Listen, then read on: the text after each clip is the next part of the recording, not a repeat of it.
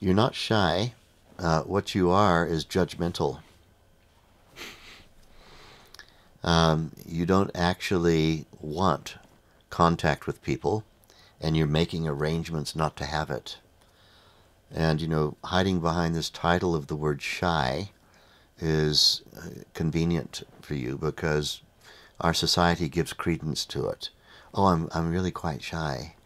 Really, what you really mean is, I don't care to have contact with you.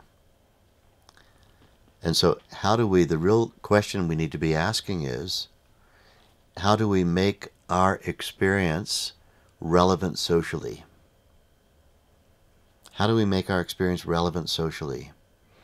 We need to get over the idea that other people are not worth being in contact with.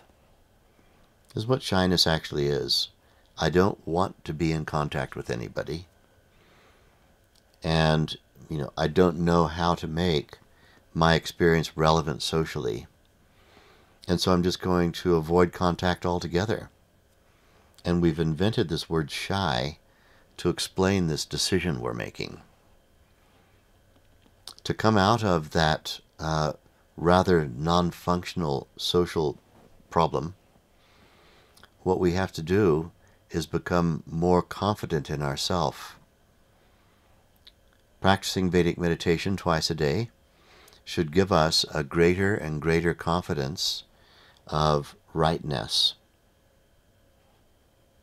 and the ability to communicate with a degree of conviction and being convincing that others spontaneously want to sit up and listen anytime we speak. If people were actually far more interested in what it is you're experiencing, and if they could have a taste of your wisdom, the shyness would just vanish completely. Shyness just means I don't see the relevance in human-to-human contact. We need to start seeing it, because if you meditate twice a day, you have deep wisdom inside yourself. And shared experience is what the human condition is all about. We're built for it. We're designed for shared experience. And so, you feeling a little bit unconfident about the value of what it is you're experiencing and your take on things makes you feel as though if I explain my take on things, perhaps I'll be ridiculed. And I don't want to be ridiculed.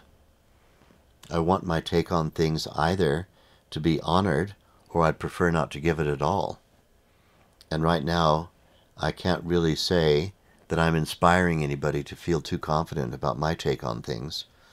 And so it's better if I just stay quiet and disappear from the scene. And this is a pathological state. We need to come out of it. And the only thing that's going to bring us out of it is an increased conviction about the value of what it is that I'm experiencing inside, the value that it can bring to others, and a willingness to respond to worthy inquiry. If someone says, hello, how are you? They may not actually be curious about how I am. But I could make them curious. What if they say, hello, how are you? And you say, I'm experiencing being one with the universe, and I'm interested in what you're experiencing too. How can I help you today? That would get some conversation started. But if they say, hello, how are you? And you just go, I'm very well. And then you skittle off and disappear behind a door somewhere. There's not going to be a second question. So, having a deep understanding that I actually can bring value to the mental construct of other human beings. In order to have that, we have to build that power up of our inner conviction. And the fact is When you're wise, you know that almost everyone around you with whom you're in contact has almost everything wrong. One of the problems with being wise. Almost everyone around you, at almost all times, has almost everything wrong. Their assessment of the world. Do you have anything to bring to that? If you do, you need to learn how to start communicating in ways that are effective. And one of those ways is to help people challenge the assumptions they're making. Help them challenge the assumptions. You do this through asking questions. Someone says, "Hello, how are you?" You say, "I could be all right, but I'm more interested in what you're experiencing. And what is that?" That'll definitely get a conversation started. Rather than you just giving a facile answer so that you can disappear.